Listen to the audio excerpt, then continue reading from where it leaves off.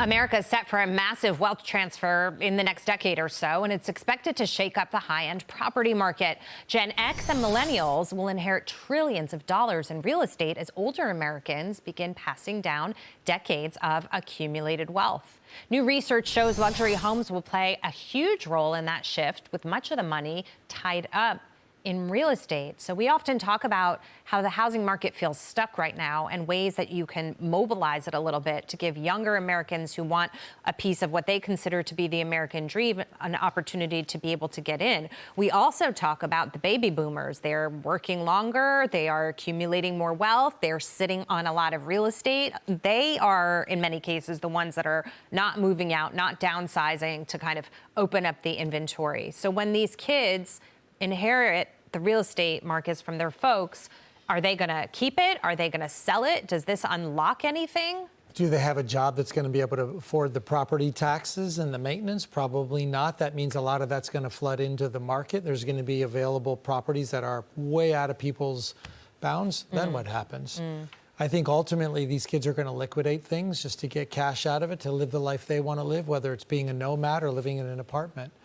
I don't know. See, this is a benefit that the baby boomers had. And pay a mansion tax. Right. Of a timing was on their side with respect to the market. They were able to purchase real estate items when, you could see the equity value double because real estate was moving so quickly. Now prices are very elevated. They're sort of staying there. This is not the kind of market where you're going to buy something and say, hey, I'm just going to flip it, or if I change my mind in 2 years, because in many cases people lose money on their property. So these boomers really are sitting, Brian, in some ways on, not to parody the commercial, but a gold mine. It's a great commercial. That is true. You're sitting on a gold mine. I am going to cede my time on this to Dagan. I just want to say, Why? Because I haven't thought about this, but I go to car shows a lot in the summertime, and there are a lot of really nice muscle cars at these car shows that I'd love to own. And I'm realizing it's the same dynamic. Boomers. These guys love these cars. They're great cars. The valuations right now are huge,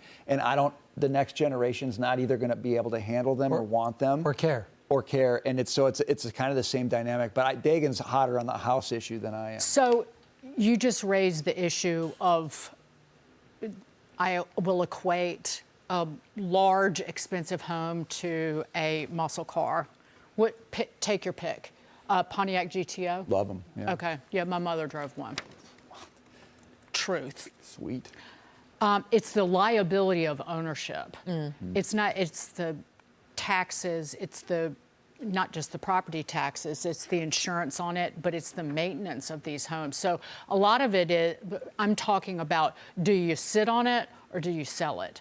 Because we're talking about inheriting trillions in real estate wealth over the next decade. I'm thinking of supply that's going to be hitting the market, because That's what I was thinking. right. But this also triggered the Thomas Piketty theory. He's the French economist, about wealth concentration and how inequality increases, that wealth grows faster than incomes and inflation, et cetera. This hits on, if you've got an indebted nation, how are you going to capture more and more taxes? Because all of this real estate gets a step up in cost basis when someone dies, up to our current estate tax exemption for a couple is $30 million. And you mark my words, the next, Democrats, they were going to start looking at, we talked about the mansion tax in LA, but looking at lowering that exemption for estate taxes, but also how do you capture the wealth of these homes being passed on. Right. And it's that step up in basis. It's like you don't pay any capital gains taxes on inheriting these homes, up to $30 million in estate taxes. Right, and over the 30 million threshold, they've all, figured it out, and they pass them down in trusts and everything else to avoid. But if they don't put them in trust, this is a lot, Yeah. This is a lot of money that the government's not capturing, is what I'm saying.